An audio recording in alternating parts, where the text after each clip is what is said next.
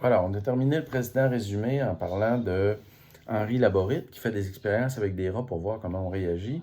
Avec Stanley Milgram, puis avec Solomon Ash, puis Barry Schwartz, là, les expériences, on va les mener avec des humains. C'est des humains qu'on va soumettre à des expériences pour voir comment ils vont réagir. L'expérience de Milgram est devenue célèbre. C'est la fameuse expérience de soumission à l'autorité. On place des volontaires dans un contexte où on les trie au moment où ils se portent volontaires pour participer à une expérience sur l'apprentissage stimulé par la douleur. On les trie en deux groupes, ceux qui vont poser des questions, ceux qui vont devoir répondre aux questions, puis recevoir des chocs électriques s'ils répondent mal. Ensuite, les personnes qui posent les questions ont des boutons pour donner des chocs électriques stimulants aux personnes qui répondent bien ou mal. S'ils répondent mal, ils reçoivent un choc. S'ils répondent bien, ils ne reçoivent pas de choc. Puis là, on lance l'expérience, puis il y a des boutons qui vont jusqu'à 450 volts. Puis là, ce qui arrive, qui est impressionnant, c'est que il y a plein de gens qui sont prêts à se rendre jusqu'au bout de l'expérience en infligeant des chocs électriques jusqu'à 450 volts, même si la personne qui les reçoit se plaint puis veut arrêter l'expérience. Dès le moment où il y a un scientifique qui dit non, non, non, non, non, il faut continuer l'expérience, les personnes se soumettent à l'autorité du scientifique, puis dans un assez fort pourcentage de cas, ils vont tellement se soumettre qu'ils vont aller jusqu'à infliger la mort à leur collègue choisi pourtant, qui a choisi pourtant au hasard la position dans laquelle il se trouve assis. Cette histoire-là, c'est la version que voit la personne qui est soumise à l'expérience. Évidemment, c'est traumatisant de s'apercevoir qu'on était prêt à tuer pour quelques dizaines de dollars. Heureusement, on a averti toutes les personnes qui ont participé. On les a avertis pour qu'ils sachent en quoi consistait l'expérience. Donc, on leur a expliqué que personne n'était mort. Puis, on leur a expliqué que c'est une expérience, en fait, sur la soumission à l'autorité. Puis, je ne sais pas comment les gens ont réagi quand ils se sont aperçus de ça, mais le pourcentage était tellement fort de gens qui étaient prêts à se soumettre à l'autorité que ça permettait de comprendre comment les nazis avaient pu faire pour prendre une nation cultivée comme celle de l'Allemagne, puis en faire des gens capables de brûler des juifs dans des chambres à gaz. Fait que vous voyez que l'expérience de Stanley Milgram qui nous montre qu'on peut aller jusqu'à tuer si on se soumet à l'autorité, c'est une expérience qui a été instructive pour tout l'Occident. L'expérience de Solomon Asch sur le conformisme a été très intéressante aussi pour tout l'Occident. Il s'est aperçu, Solomon Asch, que même lorsque nos sens nous permettent de voir clairement une réponse à un questionnaire, si les gens qui répondent avant nous répondent de travers, il y a jusqu'à un tiers de chance qu'on abandonne notre bonne réponse pour en choisir une qui est visiblement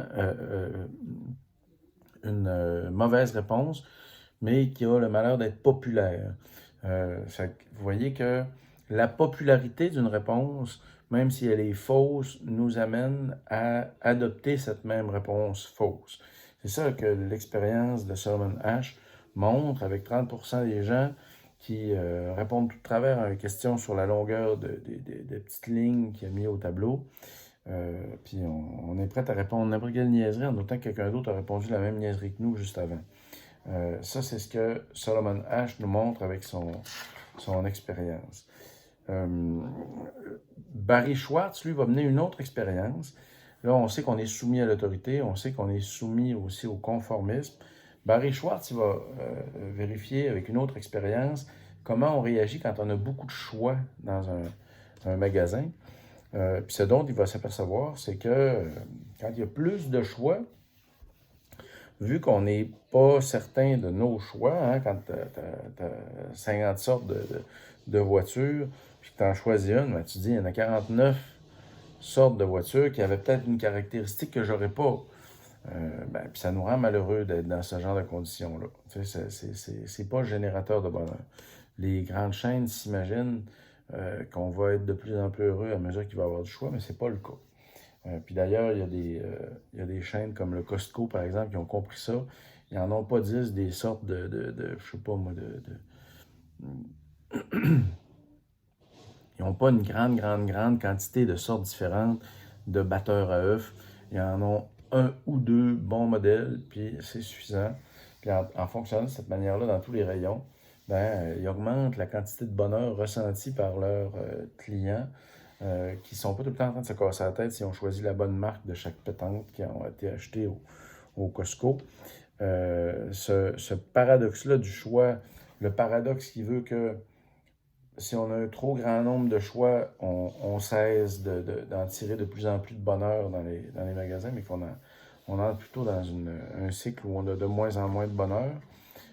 Ce constat-là, il serait intéressant à entendre, parce que si on l'entendait, si on entendait que la multiplication des choix ne nous rend pas plus heureux, ben peut-être qu'on arrêterait un petit peu de surconsommer, puis ce serait une bonne chose qu'on le fasse, parce que, comme Jared Mason Diamond l'a montré, les civilisations du passé qui surconsommaient puis qui maganaient trop leur environnement, ben, elles se sont effondrées. Léa Maud Pelletier nous a préparé un bon exposé là-dessus, sur le fait que, essentiellement, les civilisations du passé qui se sont effondrées ont fait à peu près toujours les mêmes 5 erreurs de base.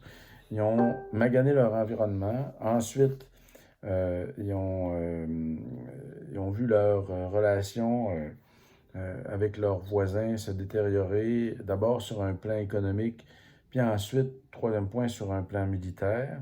Euh, puis enfin,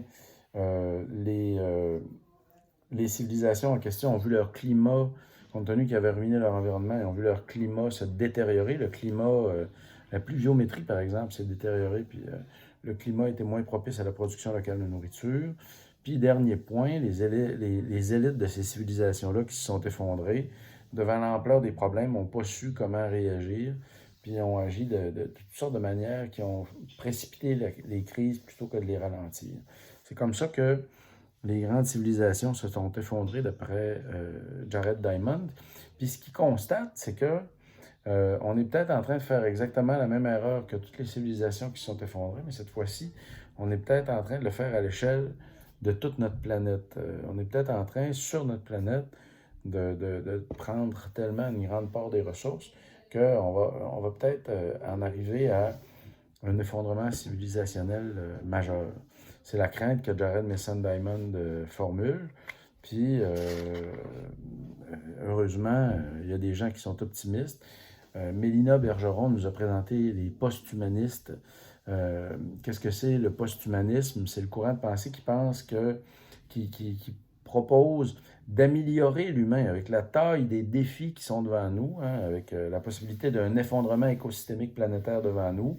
Ça vaudrait la peine qu'on soit de meilleurs humains, des humains améliorés par la technologie, de manière à pouvoir prendre soin de façon bien meilleure de la planète sur laquelle on est apparu. C'est la thèse du post-humanisme. On devrait fabriquer mieux que les humains traditionnels. Puis il y en a même qui croient, comme Laurent Alexandre, dont on a regardé une vidéo ensemble, il y en a même qui croient que en créant des humains meilleurs, on va arriver à créer des humains qui ne meurent plus.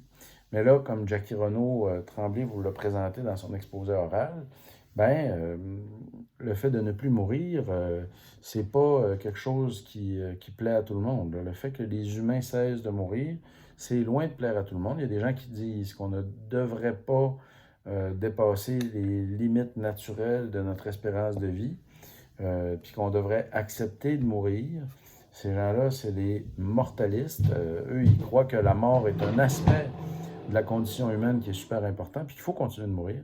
Tandis que les immortalistes, eux, ils croient que les corps mortels dans lesquels nos consciences apparaissent, ben, c'est une rampe de lancement, ces corps-là. Puis on devrait fabriquer un corps qui ne meurt pas pour notre conscience, un support qui n'est pas mortel pour notre conscience.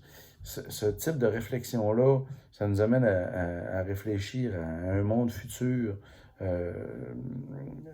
dont on voit déjà se dessiner les contours.